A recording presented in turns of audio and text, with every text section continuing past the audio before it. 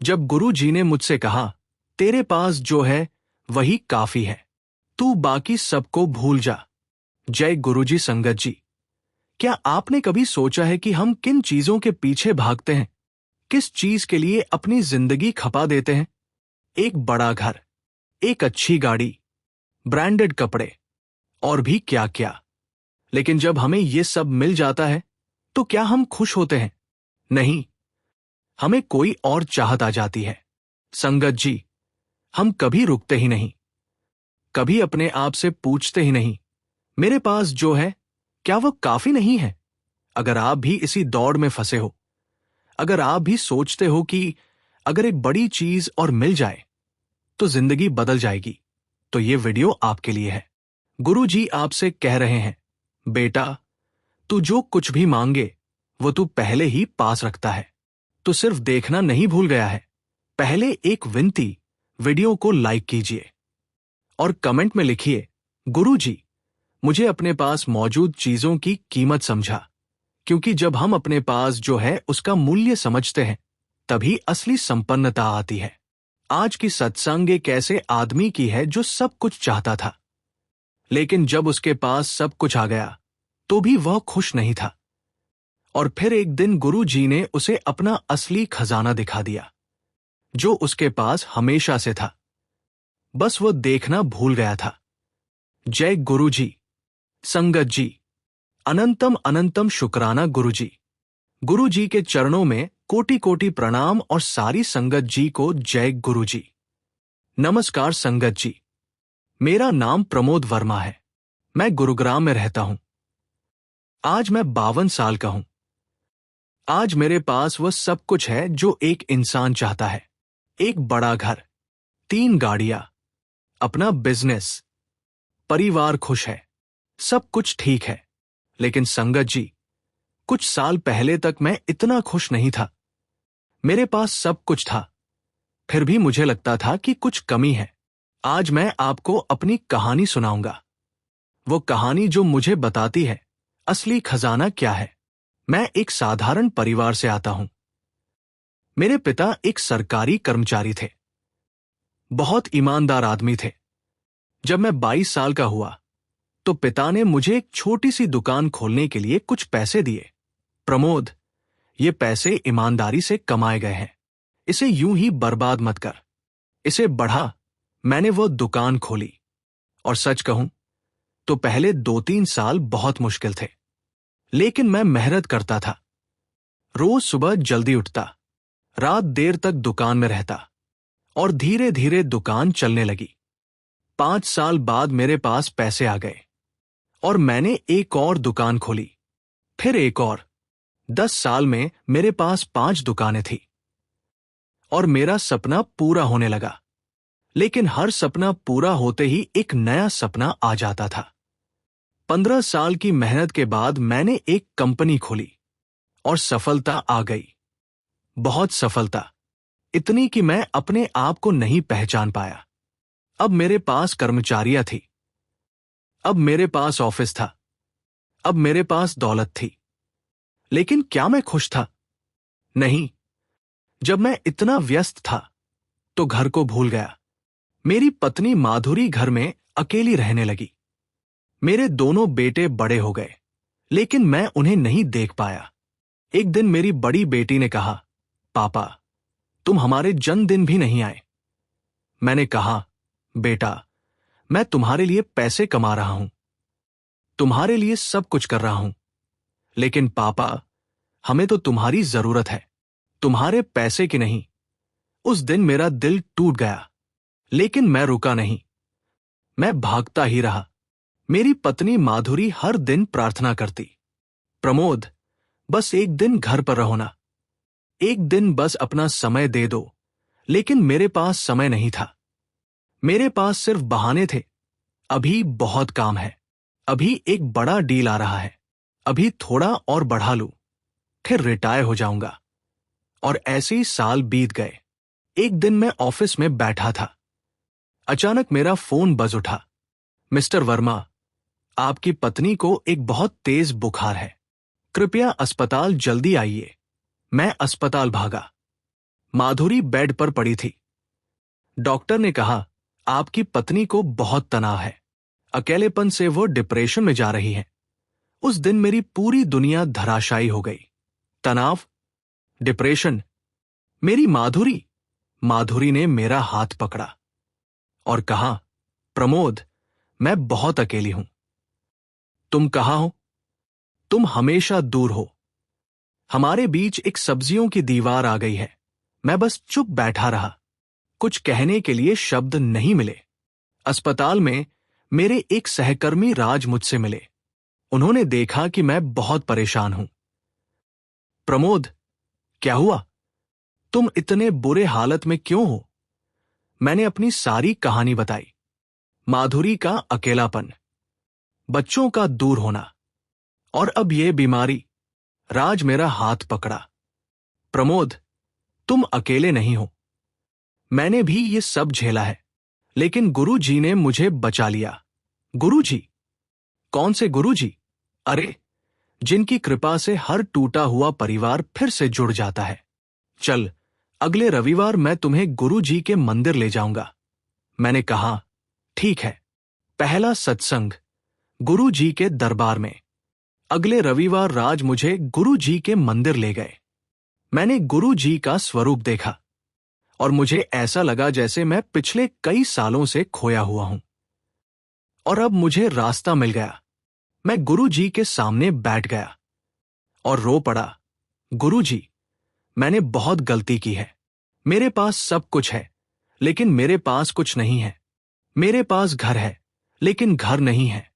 मेरे पास परिवार है, लेकिन परिवार के साथ का समय नहीं है। उस दिन सत्संग में एक संगत भाई बोल रहे थे। उन्होंने कहा, गुरुजी कहते हैं, जब इंसान दौड़ता है तब वो अपने पास जो है उसे भूल जाता है, और जब वो रुकता है तब उसे समझ आता है कि असली खजाना तो उसके पास हमेशा से था।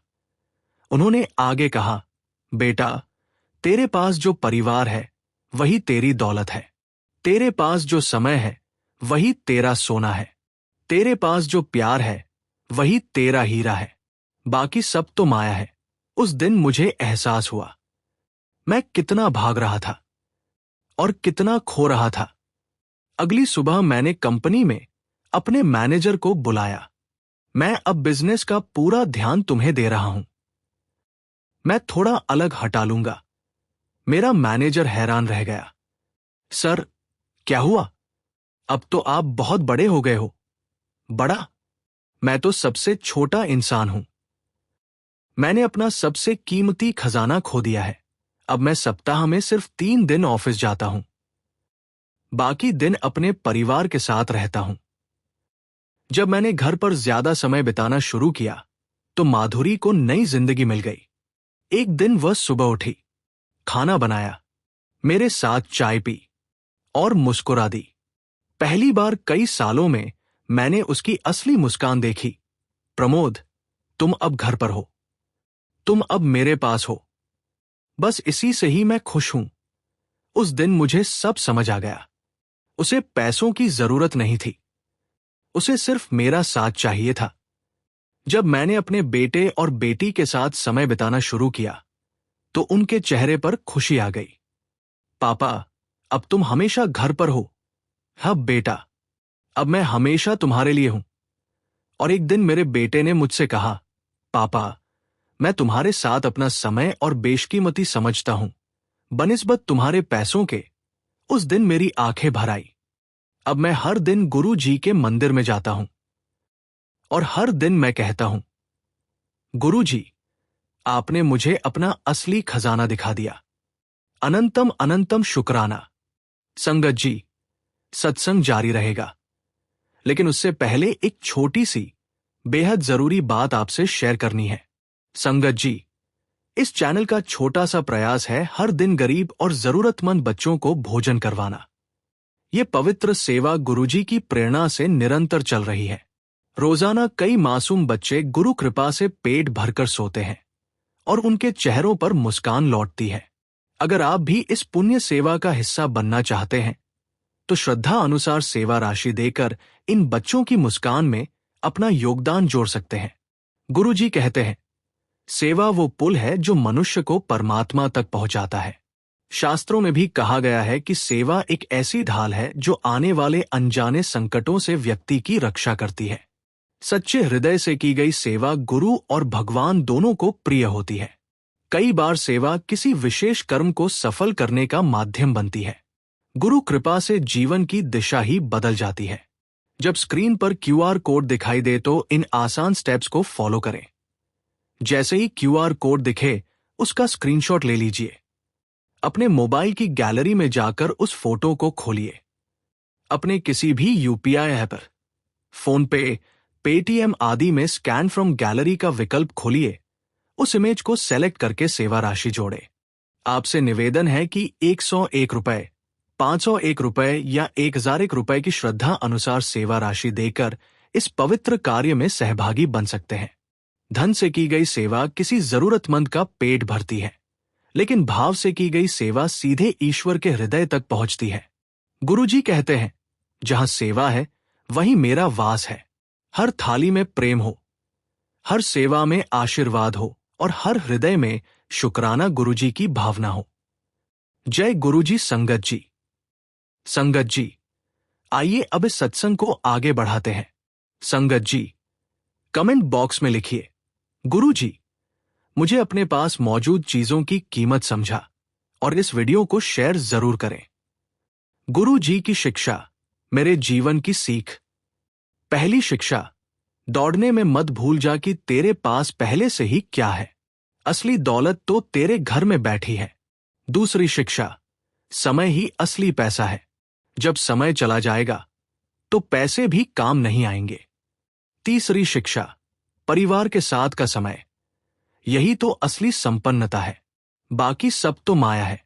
चौथी शिक्षा, अपनी पत्नी से कहो, मैं तुम्हारे लिए हूं। अपने बच्चों से कहो, तुम मेरी सबसे बड़ी दौलत हो। पांचवी शिक्षा, जब तक तुम रुकते नहीं तब तक तुम देखते नहीं, और जब तुम देखते नहीं तब तुम खुश नहीं हो सकते। अगर आप भी दौड़ में हैं, रुक जा, अपने चारों ओर देख, अपने घर को देख, अपनी पत्नी को देख, अपने बच्चों को देख, अपने माता पिता को देख। यही तेरा असली खजाना है, यही तेरी असली संपन्नता है। बाकी सब तो ठीक है, लेकिन ये सब जाने के बाद तुम अकेले रह जाओगे। याद रखो, गुरु जी कहते हैं, तेरे पास जो है वही काफी है। तू बाकी सबको भूल जा, क्योंकि असली दौलत वह है जो तेरे हृदय में है। जय गुरु जी। शुक्राना गुरु जी का, अनंतम अनंतम शुक्राना। धन्यवाद संगत जी। संगत जी, जिंदगी कई बार हमें ऐसे मोड़ पर लाकर खड़ा कर देती है जहां ना रास्ता साफ दिखता है, ना मंजिल का कोई भरोसा रहता है। सोचते सोचते मन थक जाता है, लेकिन दूधिया आसमान के बीच कहीं ना कहीं एक उम्मीद छुपी रहती है। यही उम्मीद, यही विश्वास जीवन का असली सहारा बनता है। और जब ये आस्था गुरुजी की कृपा में जुड़ जाए तो हर कठिनाई एक नए अध्याय की शुरुआत बन जाती है। कुछ समय पहले संगत जी, मेरा मन लगातार भटके जा रहा था। नौकरी में समस्याएं, स्वास्थ्य का डर, रिश्तों की कुंठा, हर तरफ उलझने थी। एक दिन उम्मीद की किरण तलाशते हुए घर के मंदिर में गुरुजी के स्वरूप के आगे बैठ गया। आवाज धीमी थी, आंखें नम थी, और दिल में केवल एक ही भाव था, गुरुजी, अगर आप सच में सब जानते हैं तो कृपा कीजिए, रास्ता दिखाइए। उस दिन पहली बार खुद को गुरुजी के हवाले कर दिया। कोई जादू नहीं हुआ, पर मन हल्का हो गया। उसके बाद हर रोज सुबह उठकर गुरुजी का शुक्राना करना शुरू किया। व्यवधान आए, परेशानियां आई, पर अब विश्वास था कि सब सुलझ जाएगा। धीरे धीरे घर का माहौल बदलने लगा। जो काम अटके थे वे पूरे होने लगे। परिवार की पुरानी तकरारें सुलझती गई। बच्चों के मन में भी जैसे नई ऊर्जा आ गई, और मेरे भीतर सकारात्मकता का एक नया प्रवाह शुरू हो गया। संगत जी, सत्संग सुनना अब मेरी दिनचर्या का हिस्सा बन गया। सत्संग के शब्द, अनुभव और भजन मन को गहराई से छूने लगे।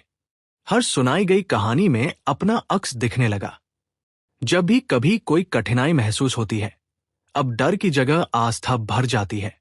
गुरुजी सब जानते हैं, समय पर कृपा जरूर करेंगे। सच कहूं तो कई बार लगता है कि गुरुजी ने मुझे भी चुन लिया है। उन्होंने देखभाल करने का वचन लिया है।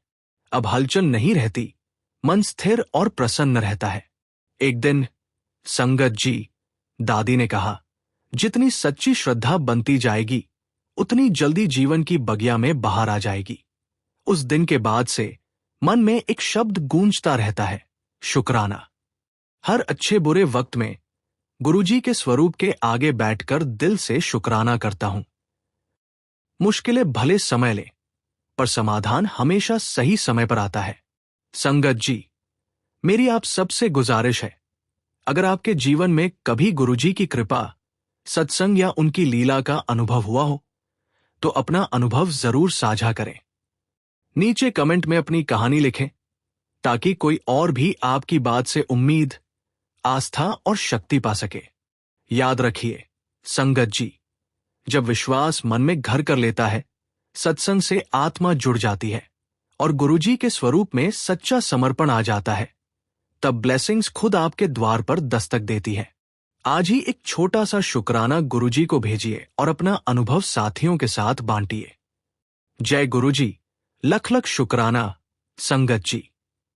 संगत जी, आज हम एक ऐसे पवित्र कार्य के लिए एकत्र हुए हैं जिसे स्वयं भगवान ने परम सेवा कहा है, और वह है लंगर सेवा। लंगर केवल भोजन नहीं होता, ये प्रेम, समानता और करुणा का प्रसाद होता है। जब कोई भूखा व्यक्ति एक रोटी खाता है, तो उसके साथ उसका आत्मसम्मान भी लौट आता है। हमारे इस चैनल के माध्यम से निरंतर लंगर सेवा चलाई जा रही है, जहां जरूरतमंद लोगों को भोजन, जल और स्नेह से भरा प्रसाद दिया जाता है। संगत जी, ये सेवा अब और विस्तारित की जा रही है ताकि अधिक से अधिक लोगों तक अन्न का आशीर्वाद पहुंच सके। शास्त्रों में लिखा है, अन्न ब्रह्मेति व्यजानात्, यानी अन्न ही ईश्वर का स्वरूप है। इसलिए जब आप लंगर में सेवा करते हैं, तो वह सीधे भगवान की उपासना के समान होता है। सेवा करने का तरीका, स्क्रीन पर दिख रहे QR कोड का स्क्रीनशॉट लें, फिर किसी भी UPI ऐप को खोलें, स्कैन करें और अपनी श्रद्धा अनुसार राशि भेजकर लंगर सेवा पूरी करें। संगत जी, आपके द्वारा की गई हर सेवा किसी के जीवन में मुस्कान बनकर उतरती है, किसी के थके हुए शरीर को भोजन देती है, किसी मां की चिंता मिटाती है और किसी बच्चे के चेहरे पर खुशी लाती है। ये सेवा केवल अन्न वितरण नहीं, बल्कि कर्म योग है, जहां आप अपने प्रेम और श्रद्धा से किसी की भूख मिटाते हैं। आइए आज हम सब मिलकर इस लंगर सेवा में जुड़े और अपने हिस्से की भक्ति को कर्म के रूप में व्यक्त करें। सेवा में जो संतोष है, वह किसी और साधना में नहीं। अनंतम शुक्राना। जय गुरुजी।